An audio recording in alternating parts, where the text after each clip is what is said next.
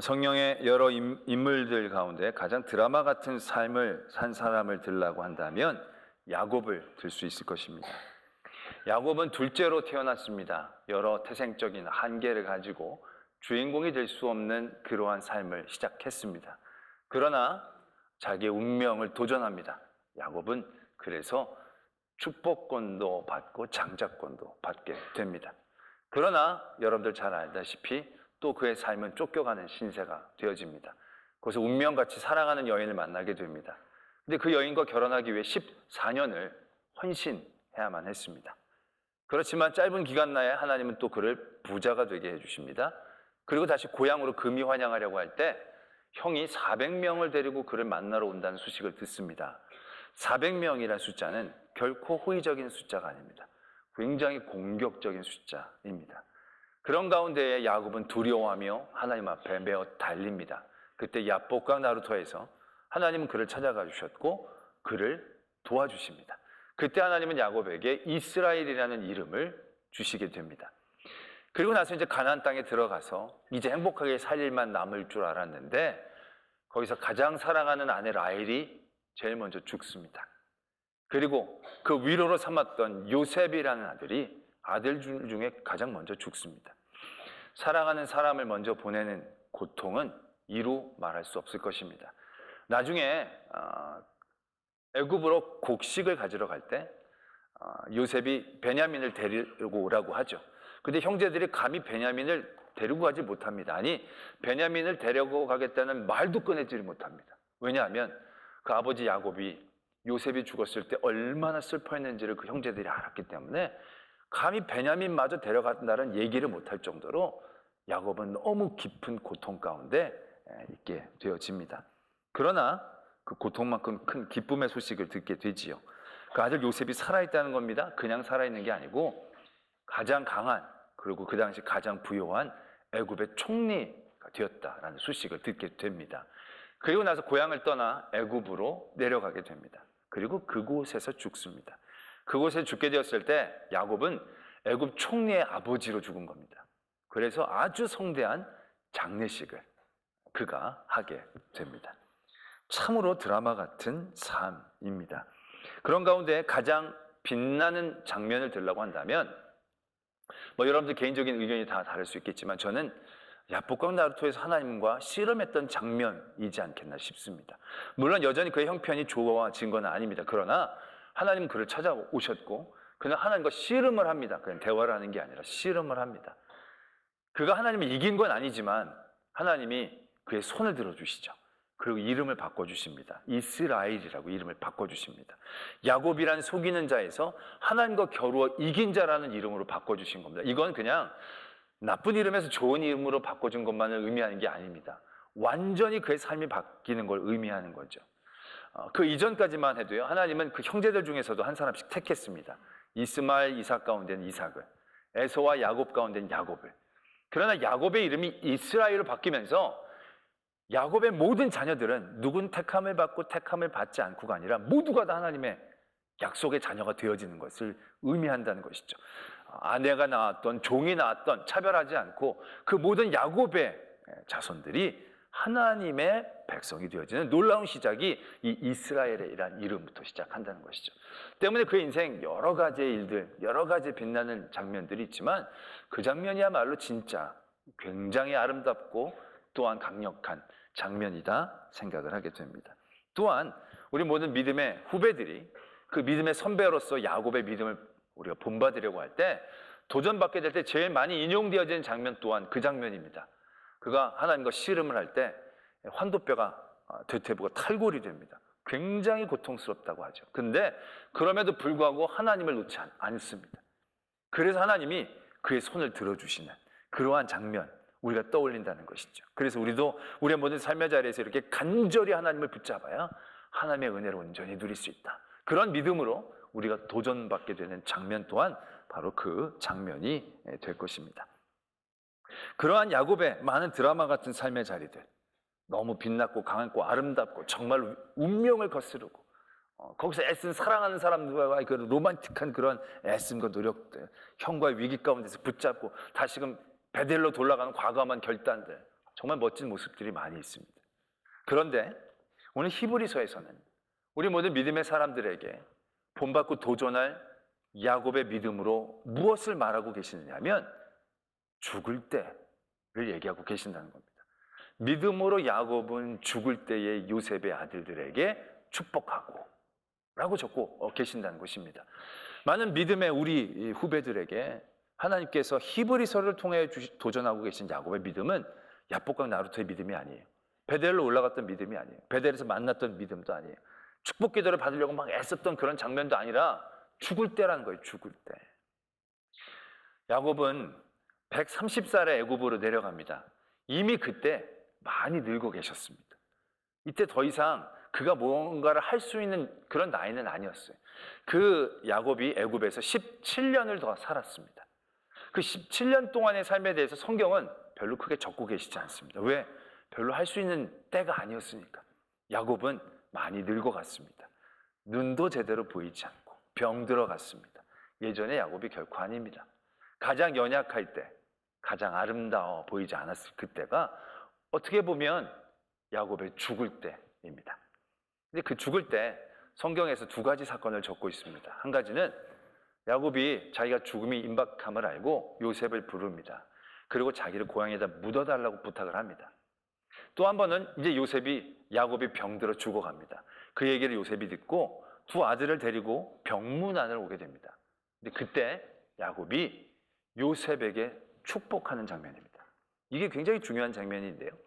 그냥 병문안 온 아들, 훌륭한 아들, 사랑하는 아들에게 덕담하는 축복이 아닙니다. 모든 게 잘 될지어다 라고 하는 그런 축복이 아닙니다. 굉장히 실효성 있는 축복을 이 야곱이 선포하는 것을 보게 됩니다. 뭐냐면 이 요셉에겐 두 명의 아들이 있었습니다. 므낫세라는 큰 아들이 있고 에브라임이라는 둘째 아들이 있습니다. 이 두 명은 이 야곱에게는 손자입니다. 그런데 이 야곱이 이렇게 얘기합니다. 이제 므낫세와 에브라임이 내 아들이다. 그들을 자기의 아들로 입적하는 선포를 하는 겁니다. 그래서 이 요셉은 요셉의 이름이 아니라 므낫세와 에브라임의 이름으로 축복을 받는 것이기 때문에 두 몫을 받게 되는 겁니다. 그 시점부터 야곱의 아들은 12명이 아니라 13명이 되어지는 것을 의미한다는 것이죠. 그래서 여러분들 지파 얘기 여러 번 들어봤을 때 요셉 지파는 들어본 적이 없으실 겁니다. 요셉 지파는 없습니다. 므낫세 지파, 에브라임 지파 두 지파가 요셉의 이름으로 올라가게 되어지는 겁니다. 조카들이 거의 삼촌하고 같은 반열에 서게 되는 것을 의미하는 것이죠. 그래서 야곱의 아들은 13명입니다. 그런데 왜 12지파냐? 레위 지파는 따로 거룩하게 분별하셨기 때문에 숫자에 포함되지 않고 레위 지파를 빼놓고 나머지 12명의 아들이 되면서 12지파가 되어지는 겁니다. 여러분 이거 처음 듣는 것처럼 보시면 굉장히 잘못된 겁니다. 그냥 기본 중에 기본이고 상식 중에 상식인데 이러면 대단히 내가 가슴이 아픈 상황인데 지금이라도 깨달았으면 참 감사한 일인 줄로 믿고 그렇게 12지파가 되는 겁니다. 그러니까 굉장히 큰 복을 요셉에게 선포하는 거죠. 그리고 나서 요셉이 그 두 아들을 축복 기도를 받게 하려고 야곱에게 이제 데리고 갑니다. 오른손 앞에 므낫세 첫째를 두고 왼손 앞에 에브라임 두 번째 아들을 두게 됩니다. 이렇게 아버지 앞으로 인도하죠. 왜냐하면 오른손으로 축복을 받는 게 더 중요하고 더 의미 있다라고 생각했다고 합니다. 그래서 그렇게 내몰았는데 야곱은 손을 엇갈립니다. 손을 엇갈려서 이것도 처음 듣는 것처럼 놀라시면 안 돼요. 이거 아는 얘기를 지금 다시 하는 거예요. 엇갈려서 왼손으로 므낫세, 오른손으로 에브라임을 축복을 하려고 합니다. 그랬더니 요셉이 말리죠. 아닙니다, 아버님. 얘가 큰 애고 얘가 둘째입니다. 그때 야곱이 얘기합니다. 나도 안다. 그러나 이 작은 자가 큰 자보다 더 클 거다. 그렇게 축복을 한다는 것입니다. 이건 그냥 야곱이 둘째의 어떤 서러움과 트라우마가 있어서 그걸 자식 때까지 표현한다고 생각하시면 안 됩니다. 그래서 속 좁게 생각하면 안 되고요. 요셉이 죽을 때에 축복을 하는 것이 얼마나 영향력 있고 강력한 것인가를 얘기하는 겁니다. 이건요 유효한 축복이 되어집니다. 정말 그 말대로요 에브라임 지파가요 거의 장자적인 지파의 역할들을 감당하게 됩니다. 그 기도를 통해서. 어떤 때 기도? 죽을 때의 야곱의 기도를 통해서 그 일들이 이루어지고 있다는 것입니다. 세상에서는요 죽을 때는 가장 연약할 때예요. 죽을 때는 아름답지 않을 때예요. 그래서 죽을 때는 아무것도 기대할 수가 없어요. 죽을 때는 아무것도 바라보지를 못해요. 죽을 때는 아무것도 할 수 없다라고 생각을 해요. 근데 오늘 믿음으로 야곱은 죽을 때 요셉의 두 아들들에게 축복을 했는데 그 축복이 그 어떤 일들보다 강력한 일들이 되었다.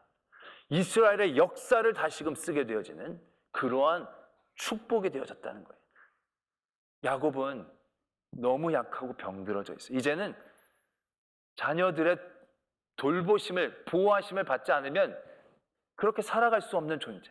요셉이 왔는데도 누가 왔다라고 얘기를 해야만 알 수 있는 그러한 상황이었다는 거예요. 정말로 아무런 역할을 할 수 없을 것 같은 그런 삶의 자리.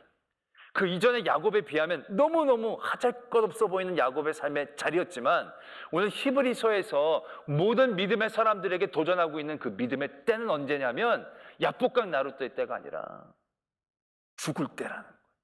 그런데 그 죽을 때 가장 강력한 축복의 일들이 일어났다는 거예요. 그리고 지팡이의 머리에 기대어 혼자 스스로 일어날 수도 없는 정말로 실plat같이 남은 생명의 자리에서도 지팡이의 머리에 기대어 경배했을 때 그 야곱의 모습이 가장 아름다울 수 있었다는 것을 오늘 우리에게 말씀하고 계신다라는 것입니다. 세상은 죽을 때 두려워해요. 죽으면 끝이니까. 죽음은 자기의 무기력을 의미하는 거니까. 죽음에서 생명으로 이어갈 수 있는 아무런 능력도 힘도 자기에게 없는 것을 의미하니까 죽을 때는 실패할 때, 마지막의 때, 연약할 때, 아름답지 못할 때 그렇게 사람들은 이야기하곤 한다는 얘기죠. 그러나 성도들에게는요 죽을 때는 다른 때가 되어져야 한다는 겁니다. 죽을 때를 다르게 인식할 수 있어야 한다는 것입니다. 무조건 죽을 때에서 살 때가 되어져야 그게 승리고 영광이라고 생각해서는 안 됩니다. 죽을 때는 패배할 때고 죽음에서 살아날 때만 승리라고 생각하면 그건 굉장히 우리가 잘못된 생각을 갖고 있다는 것을 아셔야 한다라는 것입니다. 우리는 죽을 때 아무것도 할 수 없을 거라고 생각합니다. 죽을 때 아름답지 않을 거라고 생각합니다. 죽을 때는 안 된다, 안 되어야만 한다고 생각합니다. 그래서 그 때를 바꾸기를 원합니다. 죽을 때를 살 때로, 연약할 때를 강할 때로, 아름답지 못할 때를 아름다울 때로 바꾸고 그 다음에 하나님 앞에 영광을 돌릴 수 있다고 생각을 합니다. 그렇지 않습니까? 우리가 하나님 앞에 기도하며 나갈 때 그럴 때 많잖아요. 하나님, 내가 이러면 하나님 영광이 되지 않습니다. 이건 무엇을 의미합니까? 내가 잘 살아야 하나님이 잘 살게 해주시는 분으로 알 것이다라고. 내가 건강해야 하나님이 건강케 해주시는 분으로 알 거라고. 내가 강해야 내가 믿는 하나님도 강하다고 생각을 하지. 내가 약하면 하나님도 약한 분, 내가 가난하면 하나님도 힘없는 분으로 다 생각할 수 있지 않겠느냐라고 우리는 접근할 때가 많이 있다는 겁니다. 그런데 오늘 하나님께서 야곱의 믿음을 바라보며 우리에게 도전하신 그때는 야곱의 강한 때가 아닙니다. 야곱의 근성이 있었을 때가 아니고요, 빛날 때가 아니고 부유할 때도 아니고 젊을 때도 아닙니다. 야곱이 죽을 때 강력한 일을 할 수 있었다는 것을 우리에게 도전하고 계신다는 얘기죠. 하나님께서 아브라함을 축복하실 때, 이삭을 축복하실 때 이런 말씀을 꼭 하십니다. 어떤 말씀을 하시느냐면 너를 축복하는 자에게 내가 복을 내리고 너를 저주하는 자에게 내가 저주를 내리리니 모든 민족이 너로 말미암아 복을 받게 될 것이다. 이게 하나님이 아브라함과 이삭에게 주신 복입니다. 너무 귀하고 아름다운 복이죠. 누군가 나를 축복하면 하나님 그 사람에게 복을 주고, 누군가를 나를 저주하면 그 사람이 저주를 한다는 거예요. 근데 이게 내가 무슨 축복을 내리고 저주를 내리는 그런 사람이 되는 게 아니라 그 사람에게 하나님의 복이 가는 거고 하나님의 벌이 가는 거예요. 내가 벌 주고 내가 복 주는 의미가 아니라는 거예요. 그래서 너로 말미암아 모든 만민이 복을 받게 됐다는 것은 내가 복의 통로가 되어진다는 것을 의미한다는 겁니다. 지난주에 우리는 이삭의 믿음을 바라보면서 이삭은 복의 주권자는 하나님이심을 믿는 믿음이었다. 이삭이 복 주고 싶은 사람이 있었지만 내가 복 줄 수 있는 게 아니다라는 걸 이삭이 인정하고 야곱에게 복 준 그 믿음입니다. 야곱의 믿음은요, 그 복이 내가 힘없고 약하다고 없어지는 복이 아니라는 걸 깨닫는 거예요. 왜? 그 복은 내 복이 아니라 하나님이 내게 주시는 복이니까. 나는 복의 통로였다는 걸 고백한다는 거죠. 강하고 셀 때가 아니라 죽을 때, 연약할 때도 그 자리에서 하나님의 복은 하나님의 능력으로 역사하시고 임재할 수 있다는 것을 믿는 믿음이었다는 얘기예요.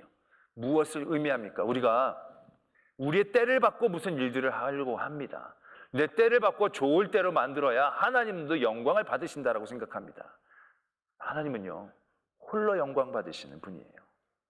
하나님은 내가 강할 때 강한 나에게 내 강함을 나눠주는 복을 주시는 분이 아니에요. 하나님은 내가 부유할 때 내 부유함을 나눠주라고 그 부유함의 복을 우리에게 주시는 게 아니에요. 하나님이 나눠주실 때는요, 하나님의 복을 주시는 거예요. 야곱이 지금 요셉에게 주는 복은요, 자기가 만들어낸 복이 아니에요. 자기가 계획해낸 복이 아니에요. 하나님이 그에게 주신 복을 그가 그대로 믿음으로 전달하는 거예요. 그때 그게 가장 강력한 복이 되었다는 사실을 우리는 분명히 깨달아야 한다는 것입니다. 내 것을 가지고 하는 게 아니라는 얘기예요. 우리가 때문에 우리의 모든 성도들이 그런 죽을 때를 잘 쳐다볼 수 있어야 돼요. 죽을 때 아무것도 못할 때가 아니에요. 죽을 때 가장 약할 때가 아니에요. 죽을 때 가장 아름답지 못할 때가 아니에요. 우리가 예수님의 죽음을 한번 살펴봐야죠. 예수님의 죽으심은 정말로 연약한 죽음이었어요. 정말로 아름답지 못한 죽음이었어요. 배신당했죠. 잡혔죠. 끌려다닙니다. 그들이 끄는 대로 끌려다니고 조롱, 멸시 다 당합니다. 그리고 나서도 가장 부끄럽게 죽는 십자가에 달리십니다. 그 죽음은요, 정말로 아무것도 할 수 없는 죽음이에요. 가장 더러운 죽음이고 수치스러운 죽음이에요. 세상이 보기에는. 근데 여러분 어떻습니까?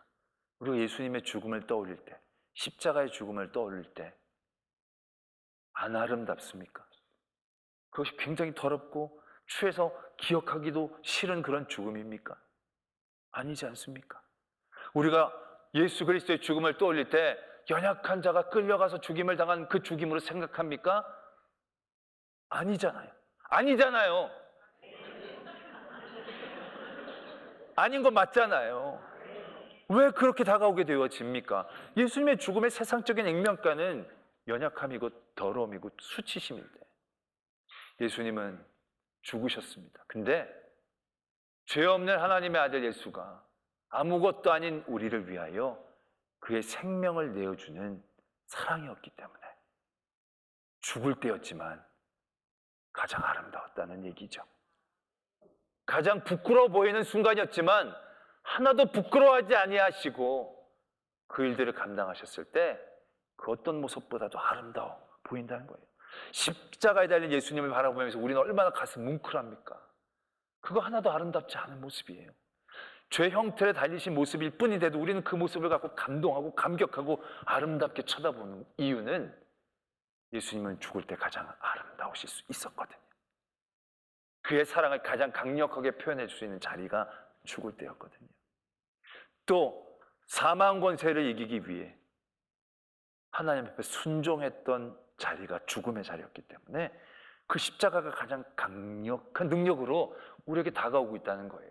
예수님이 많은 능력을 베푸셨죠.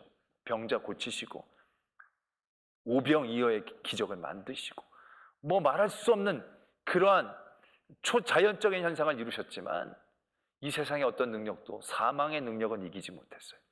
그런데 십자가에서의 죽음은 하나님 앞에 순종하는 죽음이었기 때문에 그 사망 권세에게 진 것 같지만 사망 권세를 이기기 위한 전초전이었다는 거예요. 그래서 그 어떤 것보다도 더 강력한 능력으로 우리에게 다가오고 있다는 것이죠. 그래서 우리가 늘 귀신을 쫓을 때나 이럴 때 늘 자주 부르는 찬양, 붙잡는 찬양이 뭐냐면 보혈 찬양이에요. 보혈 찬양. 주의 보혈 능력이 있도다. 주의 피 믿으오. 주의 보혈 그 어린 양의 가장 능력 있는 피가 보혈의 피예요. 그 죽음이에요. 그 죽음이 가장 능력 있다라는 것을 우리가 경험하고 있지 않느냐라는 얘기예요. 성도들에게도 마찬가지입니다. 우리들에게 가장 아름답고 가장 강력할 때는 가장 위에 있을 때, 가장 아름다울 때 그때뿐만이 아니다라는 것을 우리에게 말씀하고 계신다는 거예요. 초기 교회 성도들이 이런 죽을 때에 내몰리게 되죠. 죽을 것 같은 때에 내몰리게 됩니다. 가진 걸 다 빼앗기는 가장 연약하고 부끄러운 자리에 내몰립니다. 사회적으로도 소외당하고 사람들에게 외면당하는 가장 업신여긴 자리, 그때에 내몰립니다. 그때에 내몰린 많은 성도들이 얼마나 절망하고 좌절합니까? 여기서 뭘 할 수 있습니까? 이제 더 무엇을 해야 할 수 있습니까? 그러나 언제 우리가 우리의 힘으로 일을 했습니까? 우리의 능력으로 하나님 앞에 영광을 돌렸습니까? 우리의 것으로 나눠줬습니까? 우리의 것으로 하나님의 나라를 세웠습니까? 아니지 않습니까? 우리는 아무런 상관이 없어요. 우리가 가진 거, 우리의 삶의 자리, 우리의 능력은 아무런 상관이 없어요. 그 모든 삶의 자리에서 하나님이 그 사람들을 택하였을 때 하나님의 역사는 이루는 거죠. 야곱이 죽을 때 하나님은 야곱을 사용하시는 거예요. 야곱이 죽을 때 아무런 힘이 없을 때 하나님은 그에게 그 축복의 권한을 주시는 거예요. 그 노인, 아무것도 이제 할 수 없는 그 노인이 손 얹어 기도했을 뿐인데 그게 역사가 되는 거예요. 그게 나라가 되고 지파가 되는 거예요. 그게 죽을 때 이루어졌다는 것이에요. 우리의 성도들 삶의 자리가 결국 그 자리에 있다는 것을 분명히 아셔야 돼요. 우리는 늘 죽음에 대해서 세상은 죽음을 두려워하니까 죽을 때가 되면 다 피하고 싶어 하지만 솔직히 우리는 죽음이 별 의미가 없어요. 우리에게는. 왜? 우리는 영원을 살고 있잖아요. 금요일날 우리 온 가족 기도회 때 우리 예수님께서 말씀하셨을 때 나는 부활이요 생명이다 이렇게 말씀하시는 거예요. 그러면 나를 믿으면 죽어도 살겠고 살아서 믿는 자는 영원도 죽지 않겠다 이렇게 얘기하시는 거예요. 근데 우리는 그 말씀 들을 때마다 늘 마음속 한켠에 물음표를 던지잖아요. 예수님 믿고 죽은 사람 얼마나 많은데 산 사람 나사로밖에 못 봤는데 이게 무슨 얘기인가? 그건 세상의 삶의 생명에 대한 얘기인 거죠. 피에 대한 얘기인 거죠. 우리의 생명은 예수님이거든요. 우리가 예수를 믿는 그 순간 우리 안에 생명은 예수님인 거예요. 예수님이 계시면 그 생명, 예수님의 피가 우리 안에 흐르는 거예요. 그렇게 되면 우리가 어떻게 사는 것입니까? 이 땅에서 살긴 살지만 이 땅에서는 그냥 이 땅에서 육신을 입고 사는 거예요. 그러나 육신의 장막을 내려놓을 때 우리가 죽으면 끝납니까? 아니잖아요. 우리는 죽은 그 순간 하나님의 나라에 가는 영원한 삶을 바라보잖아요. 지금 우리는 그걸 바라보며 사는 거예요. 이 땅에서 한시적인 삶만을 보면서 사는 게 아니라 우리는 영혼을 바라보면서 사는 거예요. 때문에 죽음은요, 우리에게서는 한 과정일 뿐이에요. 끝이나 마지막이나 연약함이나 패배를 의미하는 게 아니에요. 과정일 뿐이에요. 때문에 죽을 때 아무것도 할 수 없는 게 아니라는 거죠. 과정이기 때문에 우리는 그 과정 안에서도 분명히 우리가 할 수 있는 것이 있다는 것을 바라볼 수 있어야 한다는 것이죠. 야곱이 죽을 때 축복합니다. 야곱이 죽을 때 경배합니다. 야곱이 죽을 때 아무런 쓸모없는 삶의 자리에 있을 것 같은 그때의 믿음은 야곱을 가장 강하게 만들어줍니다. 믿음은 야곱을 가장 아름답게 만들어주고 믿음은 야곱을 가장 가치 있게 만들어줍니다. 가장 연약해 보이는 그때 마찬가지입니다. 힘없어 연약할 그때 우리는 강해질 때만을 바라보는 게 아니라 그 연약할 때 하나님의 가장 강력한 임재가 임할 수 있는 걸 바라볼 수 있어야 된다는 거죠. 믿음으로. 사람들이 아름답게 보지 않을 때 가장 아름다울 수 있는 자리다라는 것을 믿음으로 바라봐야 한다는 것입니다. 다들 외면하는 그 자리, 근데 그 자리를 믿음으로 바라볼 때 예수 그리스도의 십자가처럼 가장 놀라운 능력, 가장 아름다움을 만들어낼 수 있는 자리가 이 자리이다라는 것을 우리가 바라볼 수 있어야 한다는 것입니다. 하나님은 우리에게 그러한 믿음을 보여주십니다. 오늘 야곱이 죽을 때에 믿음으로 했던 그 축복의 강력함과 경배의 아름다움을 누릴 수 있는, 도전할 수 있는 저와 여러분들이 되어지기를 소망합니다.